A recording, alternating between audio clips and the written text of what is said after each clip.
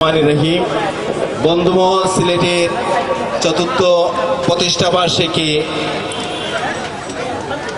ও স্বাধীনতা দিবস উদযাপন উপলক্ষে আজকের আলোচনা ও সাংস্কৃতিক অনুষ্ঠানের সম্মানিত বিশেষ অতিথি, প্রধান অতিথি এবং বন্ধুমহল সিলেটের কার্যকরী সদস্য এবং এলাকার জনগণকে জানাচ্ছি আমি আন্তরিক শুভেচ্ছা ও অভিনন্দন। অনেকক্ষণ বক্তৃতা হয়েছে।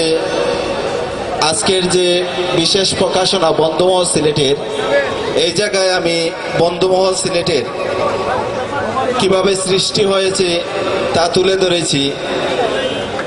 আর বক্তৃতা দীর্ঘায়িত করার দরকার নেই, কিন্তু কিছু কথা বলতে হচ্ছে।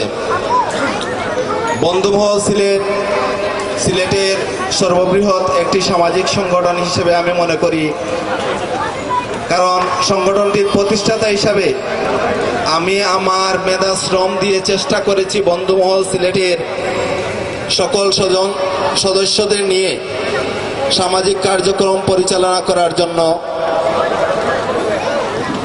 আমরা বিভিন্ন সামাজিক কার্যক্রম, রক্তদান কর্মসূচি, মুক্তিযোদ্ধা সম্মাননা, শীতবস্ত্র বিতরণ থেকে শুরু করে বিভিন্ন সামাজিক কার্যক্রম সাধ্যের ভিতরে করে যাচ্ছি। আগামীতেও এ দ্বারা অব্যাহত থাকবে যদি আপনারা পাশে থাকেন।